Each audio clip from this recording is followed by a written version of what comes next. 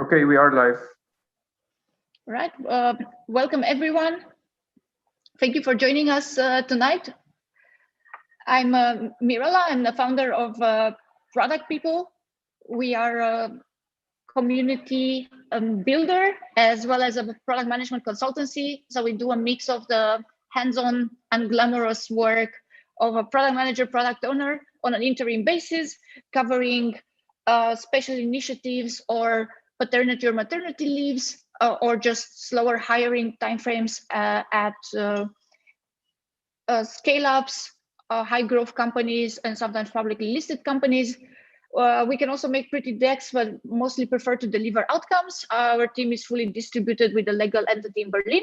And the other thing that we do to give back is these community events, out of which you are participating at one today.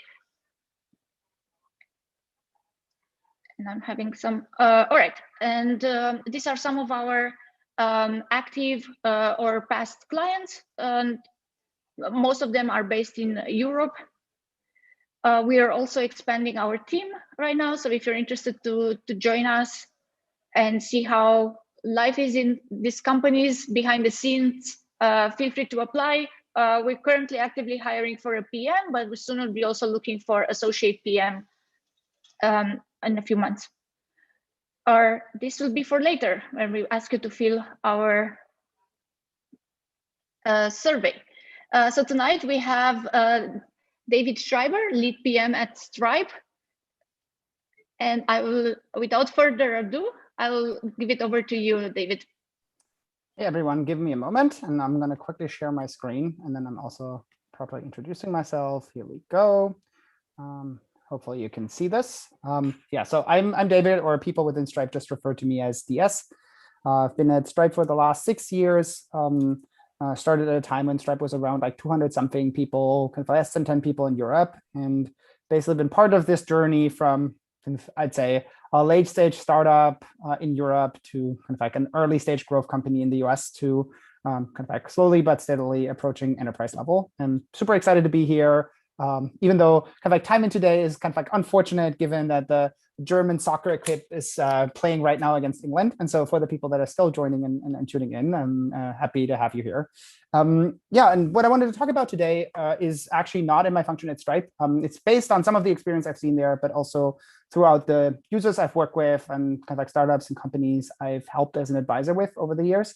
Kind of like one of the topics that has been pretty kind of close to my mind is how does an organization evolve over time? Like how does like product management as a function look like in the early days versus kind of like the late days when the company is kind of like really grown up? And I have 3 topics that I would love you to take away from the time today, and happy to take questions in between and double click into anything you're interested. This will be relatively at the kind of, I'd say, higher level, kind of dipping my toes in some of these areas, but if we want to go deeper anywhere, just ask them and let me know. So the 3 things I want to kind of like want you to take away from today is, one, kind of if you're along in a journey of a company going through that scaling phase, so going from kind of like the startup all the way up to enterprise, I want to make sure that you have a feeling of like what are you going to be up against? How will this look like? What type of challenges and what type of change will you experience? The second is, I think there's a very distinct profile of how a PM is successful at an early stage startup versus an enterprise company. And I think from a career perspective, if you're interested in a career as a product manager or thinking about like your long-term trajectory, I think it's important to understand how these personas are different as a kind of reference point for you of like, who do you want to be? What are you looking for? In which like direction do you want to grow your career? And then I think the third one, for people that are tuning in that are interested more on the leadership side of things, I want to give you a couple of like very high level hints. If you're managing a team throughout this process, if you're responsible for making sure that you prepare people to kind of like come along, kind of a couple of like practical tips and tricks, how to do this well, and kind of like what type of things I've learned over the last couple of years. So with that, let's jump right in. And I will start kind of like really with the one side of the spectrum, kind of the startup PM lead, kind of at the like low end of the funnel. And to kind of just set the scene, from what I've seen is when we talk about like startup PM lead, I think I'm in the camp that I believe any company upon foundation has some person that fulfills a product function. And that typically is like a founder. Sometimes it's also the engineering lead or the first engineering hire. It doesn't have to necessarily be a person that carries a PM title, but someone ultimately is responsible for making strategy decisions, for deciding trade-offs, for designing the product, for talking to customers, and basically deciding like, this is what we're going to bring to market. However, I think at one point in that company trajectory, people will start looking at actually giving someone the concrete title and objective, also in written, that you are now the product manager and responsible for some of these things. And kind of like make this a little bit more tangible, how that process typically looks like. And for people that have joined early stage startups, you probably know this is, it's like you start as the founder, you have a bunch of people working for you. Maybe at the beginning is one, like maybe then it's two, the first engineer, the second engineer, the first data science manager, and then like it's like 4 people, 8 people, and suddenly kind of like the organization becomes pretty kind of like large and complex. And what you realize is kind of like you as a founder only have so much time. You have to deal with financing, you have to deal with kind of like HR topics, you have to deal with marketing, you have to deal with sales. Like there are so many other functions in addition to product that you should think about. And so in consequence, what normally happens is that you're looking for kind of like an extension of your brain and an extension of your muscle to ensure that the things that should be done are done within the organization. And so I think a natural dynamic that you're seeing is that there are some trend of promoting from within, like the small kind of like blue box here. So like someone that's already there that like now kind of like moves from working on something that is product shaped to actually becoming kind of like a product leader. And the reason I think why that dynamic happens is that a lot of the kind of like roles are not prescriptive. You have flat hierarchies, and you have a tendency to like prefer people around you and give them kind of a clearer cut responsibilities to organize the company better. And typically, I think the first PMs are rarely explicit kind of like external hires. Now, let's look a little bit more as like, let's taking this like startup example, kind of like it can be a 50 people team, it can be a 100 people team, it can be even larger. To give you a reference point on Stripe, we actually only did our first dedicated PM hire somewhere around 400 to 500 people. So pretty late in the funnel, but we did have engineering managers that basically fulfilled a product manager function up until that stage.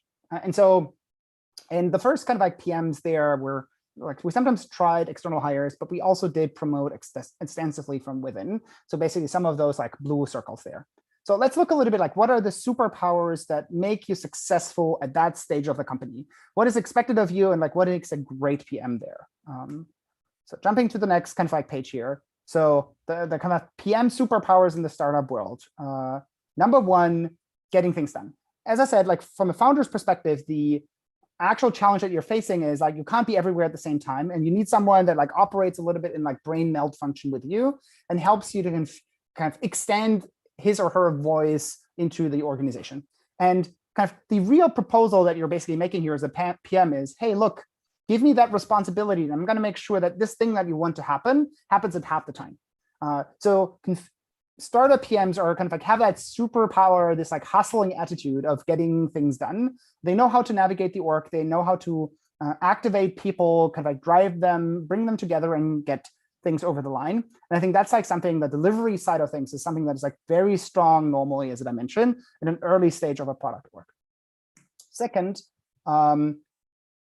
typically those PMs are very deeply embedded in the kind of like existing user-facing or mark-specific functions. So kind of like super concretely, you have people in sales that are talking to users. At one point in time, you will see some of them, or in customer support that say like, hey, look, I really know what we need to build.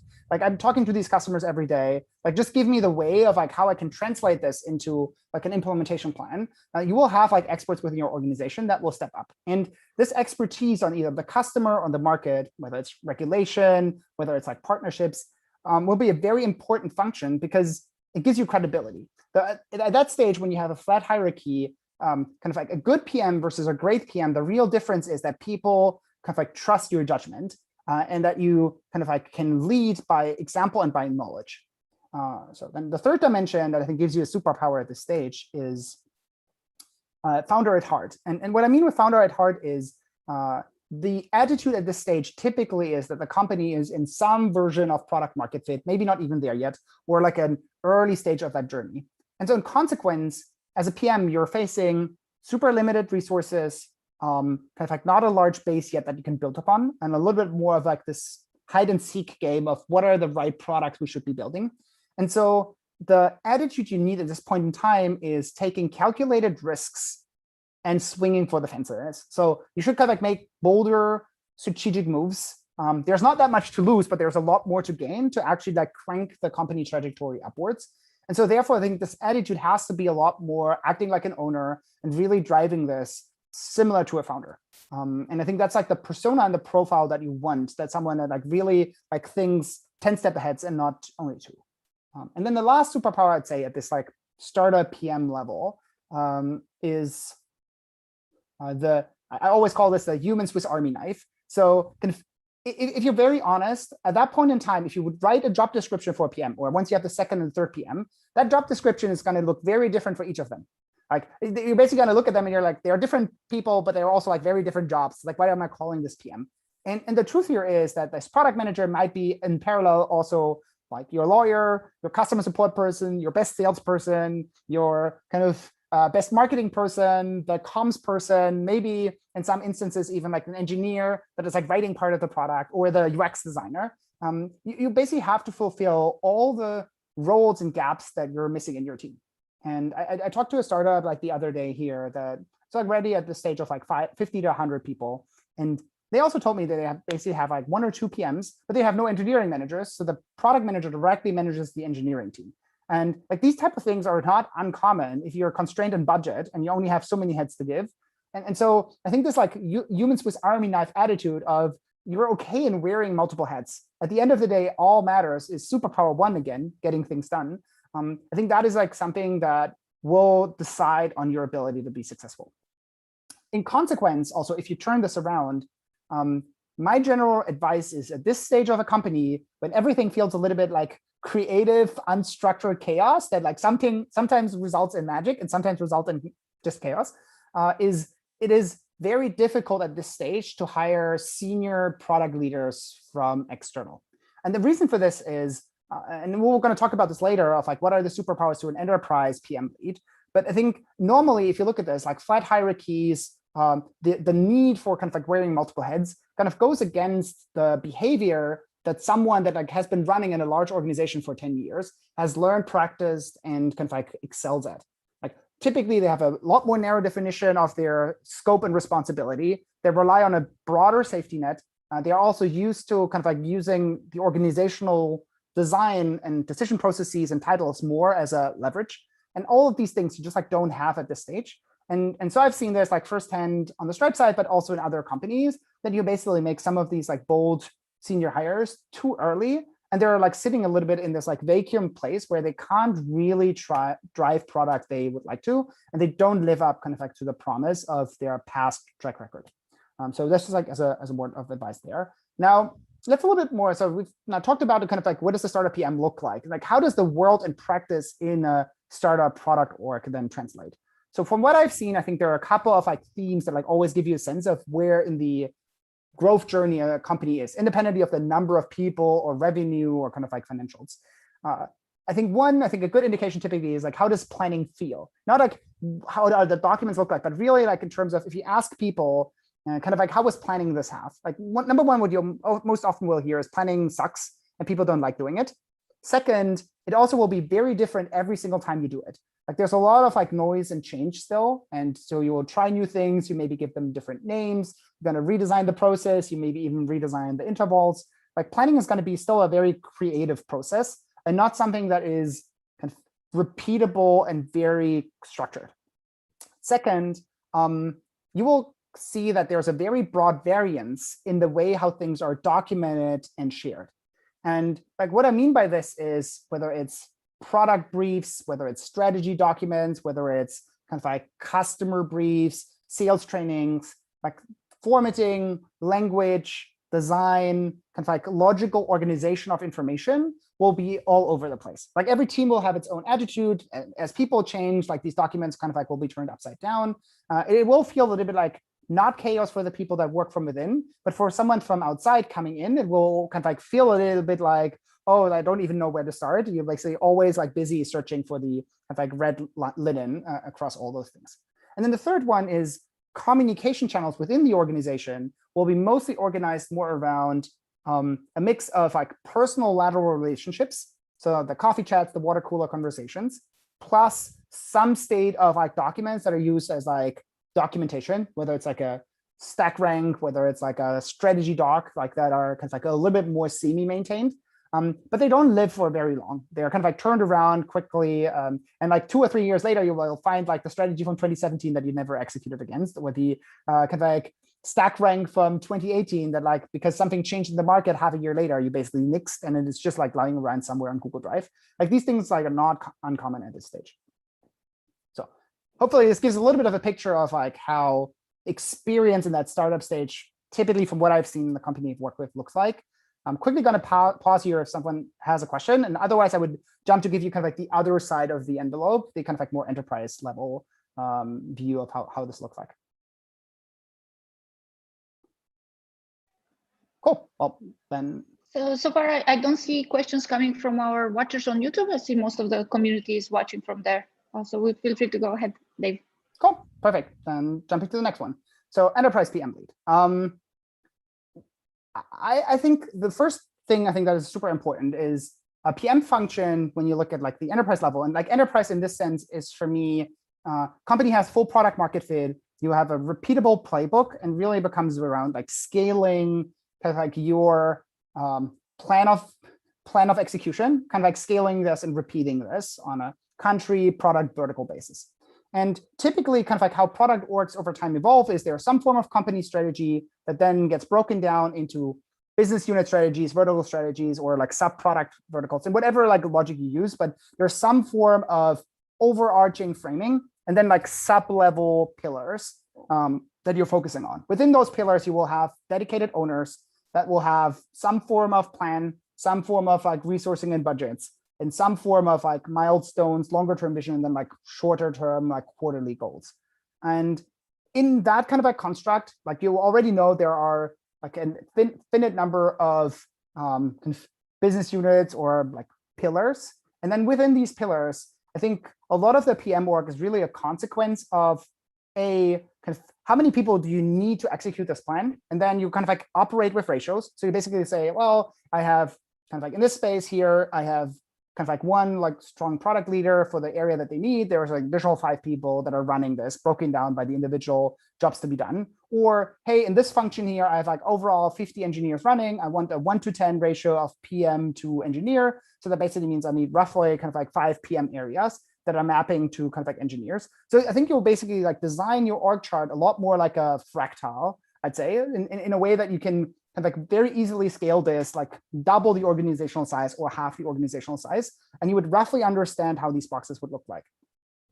And the actual goal of like why an org typically evolves in this direction is that you're trying to achieve 2 things. One, predictability, and second, kind of like standardization. And I'm going to go a little bit more into those details when we're talking again about superpowers.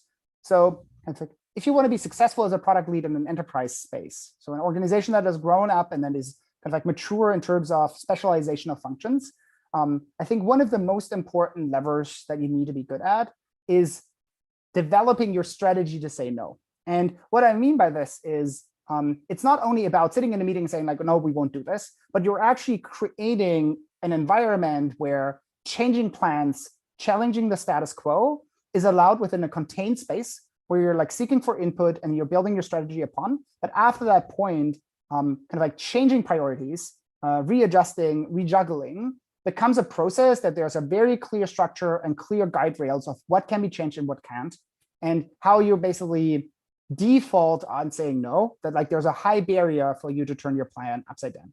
And like this is, I think, something that's like goes far beyond the pure statement of saying no. It's really around organizing kind of a company muscle of how decisions are made and how prioritizations are made, that ideally people can know what the outcome is before even asking the question. And I think that, I guess, is something super important because it shields, like, again, it like shields the team from noise, and it gives you predictability and stability in execution. Second, owning the narrative. In the startup PM side, really like the narrative is still a founder narrative. You're, again, the extension of the founder brain. You will help with execution. You will make sure that these things happen, that they're happening in a more magical way, and that they're happening kind of like faster. In the enterprise PM world, a lot of your job is going to be building the narrative why your product exists, why your team exists, why your team should do these things, why the company should be excited, why users should be excited, and why people should spend attention and time with you. Like the biggest conflict that you basically have in an enterprise organization is that there are a lot of like people competing over attention, and attention is a limited resource that is scarce, both on a leadership team, also within internal functions. And so kind of like being very good at driving a narrative, getting people excited, and using communication as an incentive lever, I think makes a big difference in enterprise org. So I think I would typically say communication skills and navigating organizations and managing upwards is a significantly strong predictor of success at a large org, while it like barely matters in the early startup days where you can actually survive with good human one-to-one relationship. The third lever, again, on the superpower side, is deliver on promises. And what I mean with that is, in the enterprise side, you're typically a lot more careful on the commitments that you're making, but the commitments that you made, you're kind of like bound to, and like your kind of like single goal is to deliver against them, or have a very clear reason of why and when that doesn't happen. And the reason, again, for this is what you're really hired to do is creating predictability and normalize the process, give people the feeling of control and a feeling of a kind of like steady, predictable delivery. And so delivering on promise is a very strong function of trust. It's like you're empowered by title and role. Kind of like if you say something that you're going to do this and it is happening, people trust you. And the narrative gives people excitement and some emotional attachment. And then the last superpower in the space here is reducing outliers. In the startup PM side, what you basically typically do is taking larger risks, kind of like be ambitious. And you're also okay in having maybe sometimes like hires or people from within that don't work out, as long as you also have your moonshots, like the 10x people once in a while. In the enterprise space, like, yes, you're happy to take the 10x people, but you don't necessarily need that. But what you really want to avoid is the people that are kind of like dragging down teams in areas that don't work, where kind of like people are undermining trust, and trust then becomes kind of creates noise and more problematic situations in the team. So really what you're doing is you're kind of like cutting the downside risk at the cost of like maybe not getting as much upside. Again, normalization of outcome and predictability. Now, how does that feel like in terms of like, if you sit in this organization and you go through like regular processes, what does it translate into? I think number one, what I typically find super interesting is you can see that a company is going through that professionalization journey when strategies suddenly become some form of like nested document. So you have some form of frame or roof narrative. And then from there, it's breaking out into these business units or verticals. And these verticals actually add up into the big picture. So you have this like feeling that you can kind of like start either at the top, but you can also like start reading one of those pillars. And you will always be led back to the top and understand the big picture where you want to go. The same is true for headcount plans. Like they add up, they're in the same format, or roadmaps. You can actually like look at the company level roadmap, but also at the team individual roadmap. And they somewhat like look familiar and like follow the same train of thought. In the similar kind of like vein, you're using templates like how you're writing PRD, strategy docs, comm guidelines, whatever kind of like internal communication tools you're using. Also the processes of when you do this, how you do this, timelines, all of that is standardized. Now, kind of like for the people that are a little bit more in this like creative area or enjoy kind of like this creative chaos a little bit, like me, that feels at first glance like, why are we doing this to people? Why are we treating kind of like product, which inherently is a creative function, like I'd say kind of like scalable ops function, kind of like the automotive delivery kind of like process. And the reason for this here is actually not about standardizing as much from a team perspective, but it actually is really for the leaders to protect their energy and intellectual brain capacity. If you're running an organization with 20, 30, 40 tribes, where everyone has their own template, their own structure of how they're like talking about strategy and how they are planning, what basically happens is there's such a cognitive dissonance on the layout and on the framing that as an executive, it becomes very difficult to separate content discussion from format and positioning discussions. And so therefore, like every time you're talking to one of those teams, you not only have to learn the content discussion piece, but you also have to get comfortable with the different formatting and the different structure. And so therefore, I think like a lot of the standardization is actually helping leaders to make information accessible and focus attention to the things that really matter. And like that only becomes a problem at a certain scale. And then last things, like from an individual PM perspective, normally what you see at that organizational level is that mobility within the organization becomes easy. And obviously, like there's domain-specific knowledge that like takes time, but from a pure process perspective, from what is my role, what will my engineering counterparty do, what will my design counterparty do, what do I have to deliver when, what is the planning process, these things will feel pretty familiar if you jump around between teams. It won't feel like moving to a different company. And I think that's typically a good indication that like an organization is like reaching maturity stage, and there's some form of repeatability, formalization, standardization, and predictability in the processes.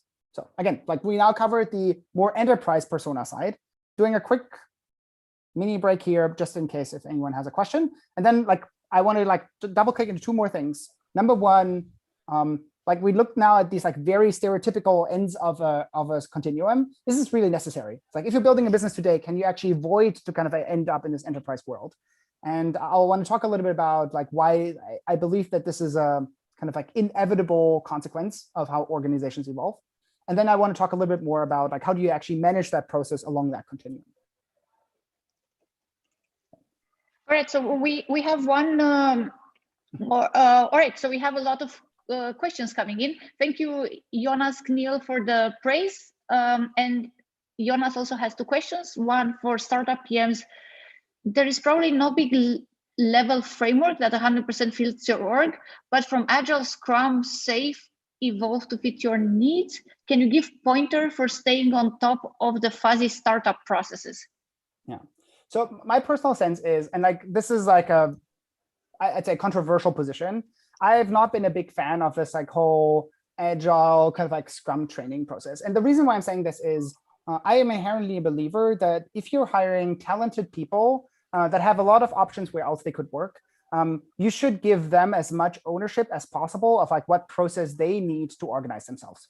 And so therefore, if kind of like Scrum is the right process that a team decides on, and kind of like picking a coach to like design their processes around this, like by all means, go ahead with this. But what I find challenging is that there are more and more organizations that like top down decide that they want to do Scrum, and then like basically push that into the organization that this is how it should be done. And in consequence, I think there's a set of talent and people that you just like won't be able to attract or retain. Because if you have kind of like super strong engineers, and I think that's what you should aim for in an early stage of a company, and kind of like strong, kind of like multifaceted leaders, you actually want to set them only the boundaries that are necessary. And beyond that, kind of like give them as much ownership and control of their destiny as possible. So therefore, like short answer is, in my sense, I don't think there is the single framework, and there shouldn't be. Kind of like as much as possible as a kind of like manager in this setup, what you should do is only set the boundaries that are really necessary. And beyond that, just challenge the team if like their current approach to things are really the most effective and efficient one. And if there are not other options that would make output better or make them move faster. Thank you for that. I have another question from Saran Raju. I think it goes also a bit in this direction. What's the difference in the approach when you work at a startup and a big company? Aside from the ones that you mentioned before, would you see as something? So for the startups, you mentioned that you would go towards being very operational and an extension of the founder, doing big bets, even if some don't pan out. And at bigger organizations, managing up, getting people excited and being predictable on the things that you agree with. So I'm assuming that Saran's question is an extension on what you said before. Would you have any tips on how to do this better? Yeah. Saran, you should comment if I understood this differently. Yeah. And one thing, I mean, it's obviously not as black and white. I think in both cases, like you still have to work on a product. I think the major theme I want to tell is like basically in the startup world, really the skill set that you need and what will determine success is going to be a kind of like some different attitude to how you approach the problem. kind of like the everything is possible behavior, and a willingness to kind of like interpret roles, interpret rules, interpret kind of like processes very fluid, whatever is necessary to get the job done.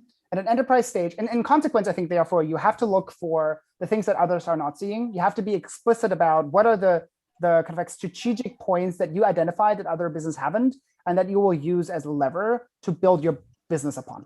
Now, in the enterprise state, I think typically you're at a maturity state where it is clear which customers you're selling into. It is clear what products you have. And then it becomes really a question of how do you either improve your products? It's more of an evolution than a revolution. How do you improve your product, or are there new verticals, kind of like new extensions, new forms of approaching that customer base, expanding that customer base, expanding geography? So it's a lot more around, and the way I would look at this is startup PM is like you learn to paint maybe with like a pencil. And then I think in the enterprise world, you kind of like started now to like paint with oil, and you're now kind of like playing around with like different colors of this, but you're basically like leaned on a whole different way of like how you're painting. It's still painting, but it is a kind of like more crafted art of doing this. With a pencil, you can also like end up in writing over time potentially and do other things. While in oil, it's like very likely that you're in the painting territory now. And so I think that's like probably like an analogy I would use. I hope that addresses the question a little bit. And I think my sense is it is not like I don't try to judge here that one is better than the other. I think it's really just the needs of the organization and the skills that you need to be successful and to make a lasting impact on the organization will be different.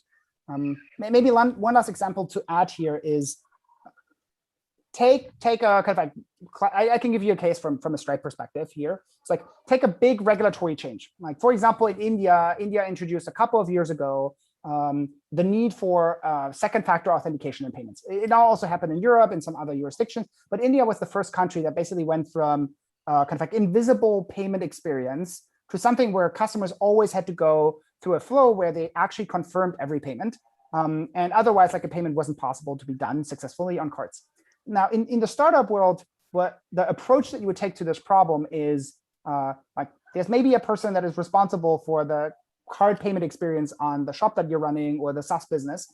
And so the approach that you would take is like, I'm going to talk to all the vendors that exist in the industry. I'm going to figure out if we can cut some form of like bilateral relationship. Like maybe there is a differentiated product we can build. Maybe we can partner with a couple of companies. So you basically kind of like think very broadly, very widely, but it's going to be you, maybe with one or two other people. And then you're going to come up with like, hey, here's our crazy idea plan and here's our fallback plan.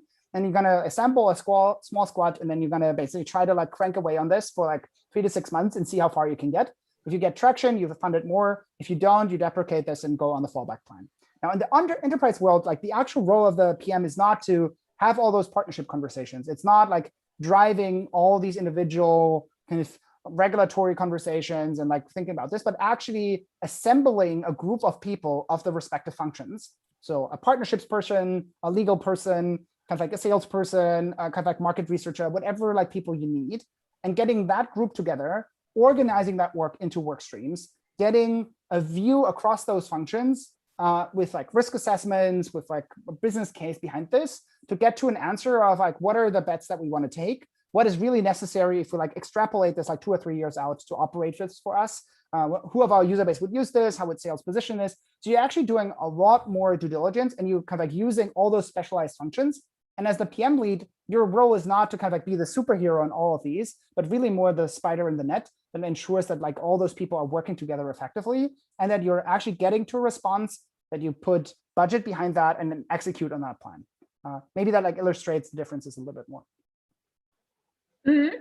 And it's up to you if you want to continue this, because I have 2 questions and I see there's another question. Depending on how much of your talk you have left, maybe we let you continue, and then I know that the comment section is just building up right now. Cool, let's do that. Let me continue a little bit more, and then I think I'm happy to dive into any of those questions. So perfect. As I said, is this like difference actually necessary? Like again, it's like I'm a person that like likes to challenge this. It's like, well, if like all these enterprise companies are doing this and like I'm building a business now, it's like I can be different. We can kind of like actually like not end up in this world, and feels very boring to do like upward management and communication. Like that's not sexy. I want to have only 10x people that do creative things. Let me kind of explain a little bit, like, and honestly, like this is like, I wish the answer was yes, because I do like personally the creative chaos more than the kind of like larger organizational processes. But I think there's a natural dynamic behind this of like why I think it's inevitable at a certain scale. So number one, why is this like startup PM model relies on internal superstars. You basically are looking for people that can kind of like jump between different functions and probably could even fill them at least in part-time, if not full-time. You're kind of like picking people that are willing to operate like founders, even though they're employees for you. And so kind of like those people, there will be a limited number, independently of like how sexy your startup is. At one point in time, there's going to be an upper cap of how many of them you're going to have. And in parallel, these people are also hard to retain and hard to motivate on an ongoing basis. Like they will be having other options elsewhere. They have the option to like maybe actually build their business outside and become a founder themselves. They will be expensive over time. You probably will have to incentivize them with like more an equity-based approach than a cash comp, because really what there are is like they're building a business within the business. And so there's a just like natural necessity that over time, like building only a kit of superstars will not scale to infinity. The second thing, and I think this is, I think, something that I found very interesting, is the startup approach is actually also from the outside pretty risky. Like as a CEO of a 20, 30, 40 people company, even like 100 people company, you're probably still close enough to the business that like you have confidence in the people, you've like seen them fighting some wars for you. You basically know, okay, great, like it's gonna be fine. But as soon as you're one level more removed and then in board territory, and you go into board meetings, and then your roadmap is a little bit of like, well, we are trying to do this, but we don't know yet whether it's going to land in Q1 or Q3. Maybe we're not going to do it at all. We're going to see and iterate there. Like if this is the narrative you're painting, you will have the amount of anxiety that you're going to see in the board will be positively correlating with the amount of like kind of like the startup PM attitude that you have in the company. And so anxiety on board level is something that will over time impact the business, because it creates pressure on the executive team to kind of like have more predictability and kind of like more control over the business. And in consequence, then like the company step by step will move more in that enterprise direction.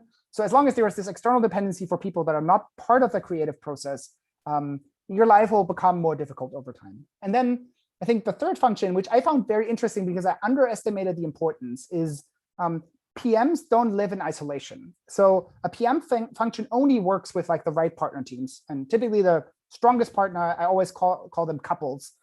So kind of like your husband or wife is kind of like the engineering manager. And now what will happen typically as organization scales, like you also gonna have like sales leaders, you maybe have support leaders, you maybe have finance leaders.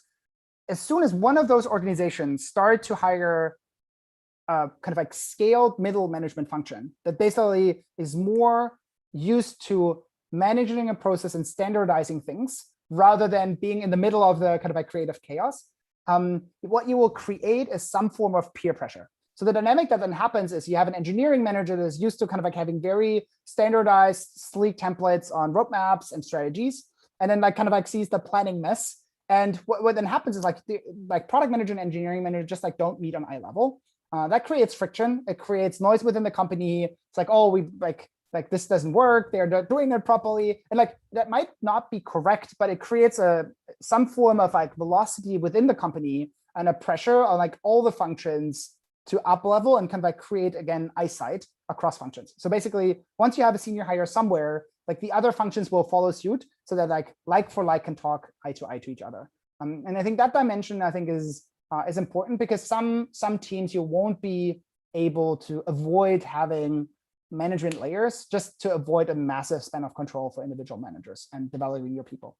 And so I think those three things, and there are probably more arguments, those are the ones that I've seen, will kind of like drive over time a convergence to this more scalable kind of like standardization of product management versus the like more creative all over the place version.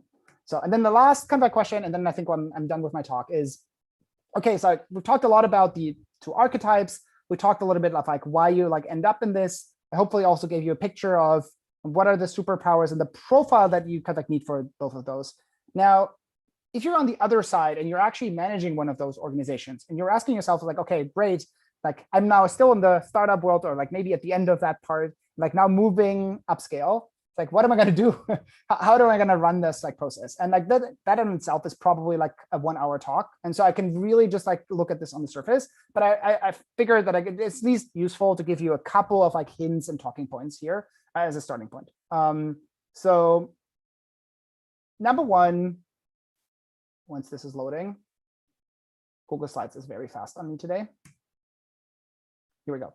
I think it's inevitable to hire senior leaders at one point in time. And it doesn't mean that you only hire externally. I think it's super important, like from a company culture perspective, to promote from within. But I think even Google and other companies went through that process where after this phase of like promoting from within, that they injected a couple of senior leaders just to give people a reference frame of like, what does good look like? So that you can coach existing people, that you can pull the organization upwards. And my sentiment is you will need some fair portion of that, whether that's then 30% of your leadership team or 70% or 90%, that's on you. I think that really depends on the business. It depends on like the traction you're having. But I don't think you can avoid having some amount of senior leadership that helps you building that standardization muscle. Second is the zero dependency rule.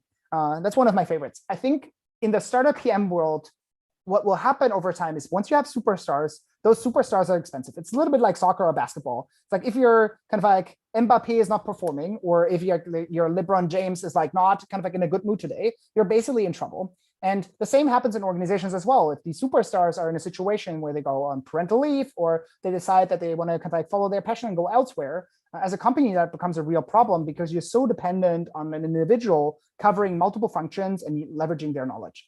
And so the zero dependency rule really is that over time, as you scale an organization, your organization has to be robust against losing that talent. It doesn't mean that there won't be any harm to the things that you're developing. And like velocity will suffer. You're not going to build the same product of the same quality, but at least you have to have that safety net and the ability to cover for anyone leaving. And I think is something over time as an organization, you will not get around of building that muscle and that safety net.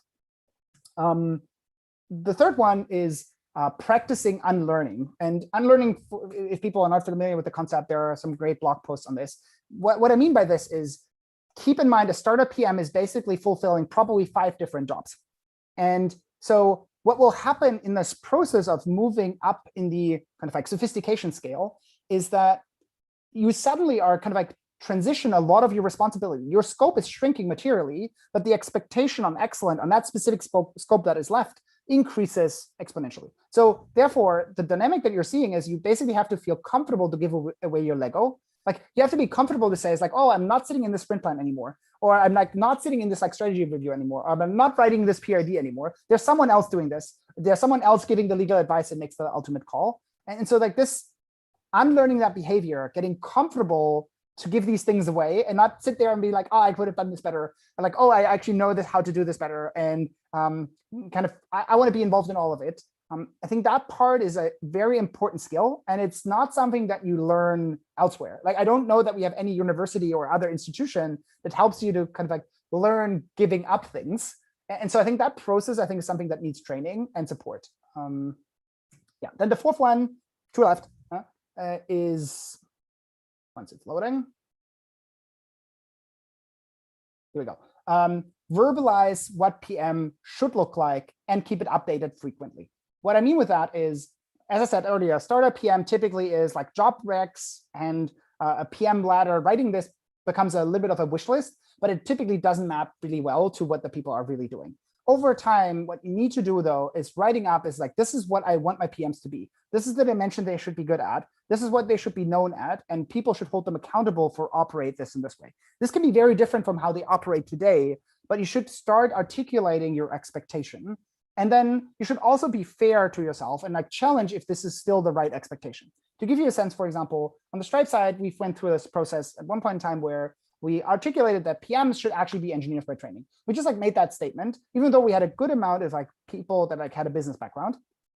And the reason for this is that we realized that some of the technical nuances of our products didn't live up to the expectation that we wanted. And then at the same time, over time, what we realized is like engineer by training, we actually fully missed out on the design community. So we had a lot of like topics on the UX product side where we just like couldn't hire the right profiles because of our kind of like very API focused technical iteration. And so therefore, I think it's important that you basically, after 6 months, feel comfortable and say like, look, this is not correct. We should probably update this. There should be different nuances here to actually fulfill for all the needs that we have. And then last one, I'm a big fan of talent reviews. Talent reviews are different from performance reviews because they are looking a couple of years out on the individual. And what you do in talent reviews really is you kind of look at them and say, hey, what are the people that will scale with the organization if they get the right investments? And how do we make sure that we support them in that process so that they kind of like are also in a very flourished and happy state in enterprise PM land? And what are the people that like actually rather want to stay in startup PM land? And how do we create either opportunity within that company or give them the option to like look outside? And I think that process, I think, is important. And it's something that I think we are underrating of thinking the longer term career journeys and like standardizing this as an organization. So all my things covered. Hopefully this was like helpful and a little bit insights. As I said, a lot of these things on surface, and happy to kind of like take me on LinkedIn or via email, and happy to share some additional readings if people are interested. And now we can go questions. Okay. Following up on what you were describing earlier with enterprise, what's your take on program management and PMO, which I've seen in multiple companies? So there's the Google version where program manager is more of a technical product owner that organizes this with developers. And there's another setup I've seen in Zalando where program managers are the ones looking at investment buckets and tracking wider scope initiative across the organization. And to some degree, also looking if the PMs invest the time in what's agreed on. You know what? How much are you spending on infrastructure? All right. So this is the second version of program management I'm talking about. What's your take on this? Yeah. So my sense is I think I have like 3 roles that I have a strong opinion on, and one that I haven't found a solution on. So I'd love to hear other opinions. So I think there is a clear need for a PMO function at a certain scale of the company, and PMO as a like give me a large, complex, cross-functional project, and my excellence is like managing that project. Basically, getting people aligned, creating a processes, meeting culture, documentation in a way that like across functions, across teams, it feels boundaryless, and like I'm managing that overall access. You could call this whatever you want, but someone that like basically excels at the project management and like has that as its single kind of like superpower. Then I think there's a second one for complex technical migrations or complex like technical projects where there's a larger amount of engineers that need to be coordinated. That is not as cross-functional. I do think that a technical program manager, like the TPM role from Google, does make sense to help kind of like engineers to organize their work better. I think that one I'm also pretty certain. And then I think the third one, I do think there are certain products that have this like last mile with partnerships. Like giving you an example, if you're a bank and you do onboarding, you probably have to do some form of customer due diligence. And for customer due diligence, you're gonna like integrate like 3, 4, 5 parties. And then over time, you might want to integrate an additional 5 and run A/B tests and like actually check who's the best. Like integrating the additional nth version of this is not a product manager job in my sense, because you basically built the interface and then you want someone that just like operationally like churns out the next and the next and the next integration and like repeatedly runs these tests. And so in these cases, I do think there is a function where someone is a domain expert and basically runs that as a program manager, like onboarding as a program. Like I definitely buy that as well. So I think all of those functions have a need. I think whether you need all 3 of them, whether you bucket them together, like that really depends on the company context. I don't think there's a universal answer to this. The one thing I haven't solved myself is how do you differentiate between user-facing products, as in your external customers of your business, and internal products. So if you're building internal tools, if you're building support function things, like do you need a PM for that? Or is this actually an engineering manager, or is this a TPM? Like this is like something I've not seen done well, because in my view, a PM always has a very strong customer lens, and a customer lens that is like actual user of the business, like the paying user, feels very natural to me. The internal user, it does feel like it's a different citizen. It's like different treatment, different priority for the company, and like how to organize that well, because the practical job that you're doing is quite similar. I haven't seen a company done that differentiation super well. So that one I can't unfortunately answer, but I'd love to hear if anyone else solved it. Yeah, so mostly for the last one, I've also seen it bucketed as PM, or sometimes given to slightly more junior PMs, because the ones who can get to choose sometimes don't want to do that. But I think that's a big mistake, because like, I think actually, like, this is like, I'm a big proponent of like, you should only have juniors if you have enough bandwidth to like basically develop them into seniors. And if you're like basically put them on internal projects, like the big important thing of like senior PMs is like a sharpness around strategy and predicting user behavior. And if you then put them on internal things, you're just like gonna burn through like some of their best learning years on something where I think they like actually don't learn the stuff they should be learning. And like, again, it's like, again, very black and white. I don't think it's that clear, but I think like if you can make that a second class type job, then there's an interesting question whether you should do it in the first place.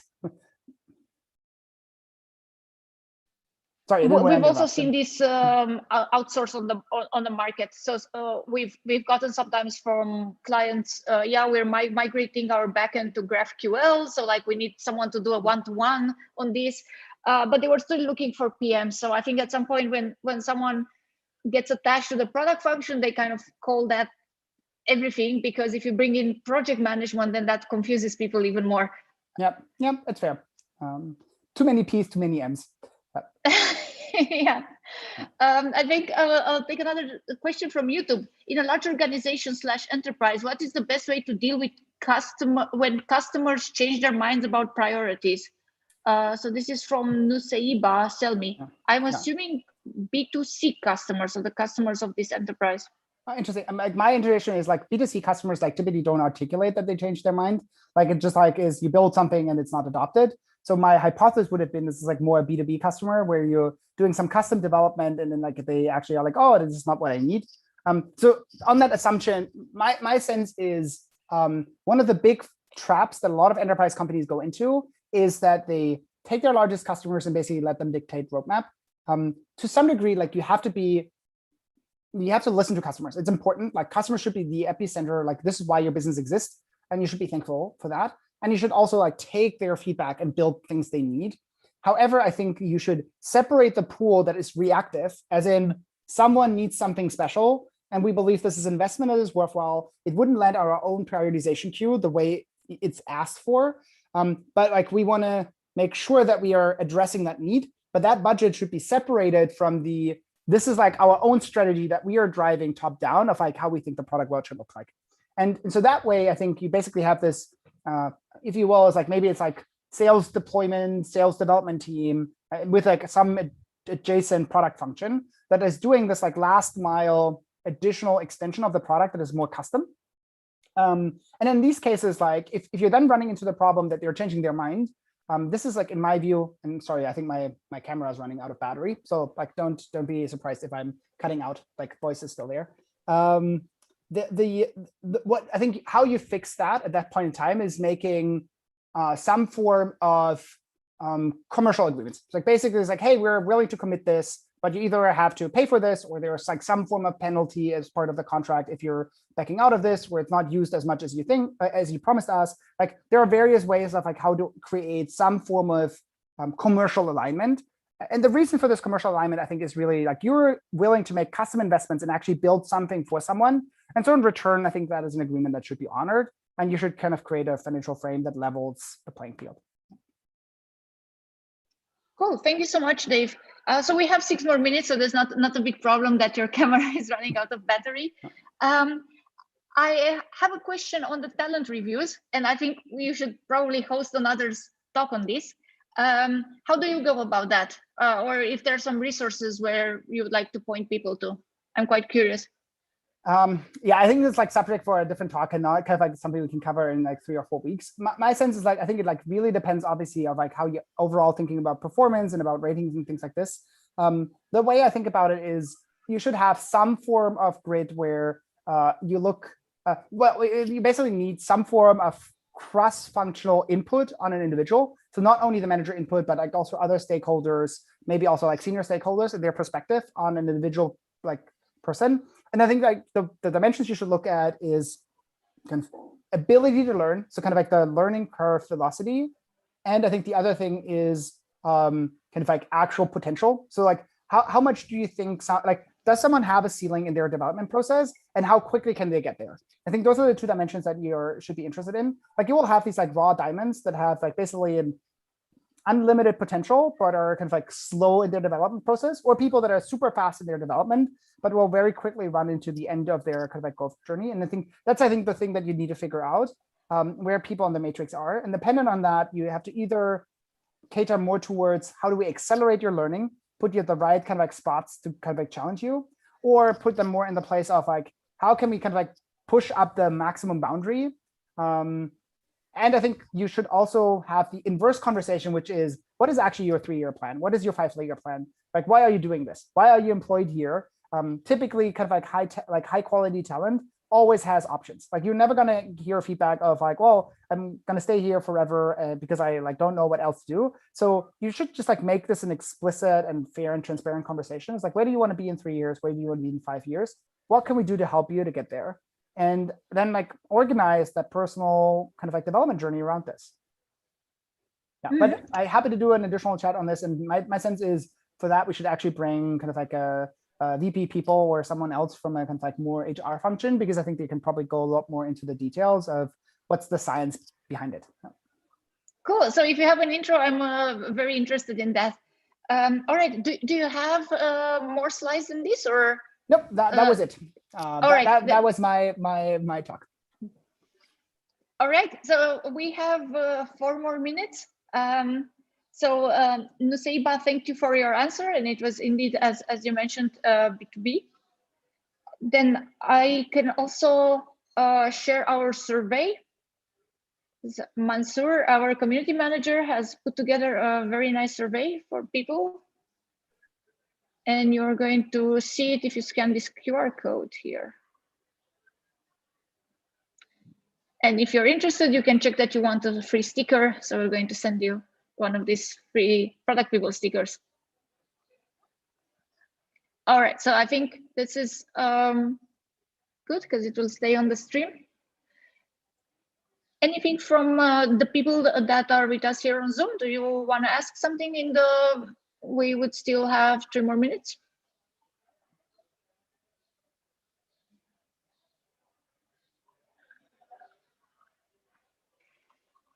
You can also unmute yourself and ask if you like.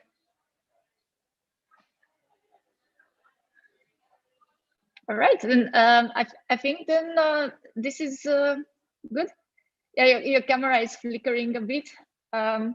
It held up quite well. Yeah, that happens if you have it on for like 2 days in a row and like don't plug it into the power grid. The battery is depleting faster than it's recharging. It's just like bad manufacturing. But yeah, thanks for having me. Hopefully this was helpful for folks. As I said, I think it's obviously kind of like only approximating how this would look like. It can be different on a company by company basis. But yeah, if people are running into any of those challenges or just like need someone to kind of exchange thoughts with, like, feel free to ding me on LinkedIn or reach out via Marella. And yeah, like looking forward for the next chats. Cool. Well, we'll have your LinkedIn in the YouTube recording. And so this was great. I saw a lot of praise from people on YouTube. Actually, there were more praises than questions, because people were saying, yeah, this is good. This is exactly how I see it as well. We've also had some people who are engineering managers that were commenting that, yeah, this is the role at their startup also involves a bit of product. So cool. It was great having you here tonight. And I think I'm supposed to share our links, and this would be the next one. So join us on Telegram. You see upcoming meetups on Meetup, Eventbrite, and sometimes LinkedIn. Most of them go out directly on the Meetup group. And if you feel like it, support us on Patreon. But if not, also join us, because we love to have you here. Thanks a lot. And then we wish you all a nice evening. Thanks a lot, Dave. Cool. Thank you. Bye-bye. Bye. Thank you.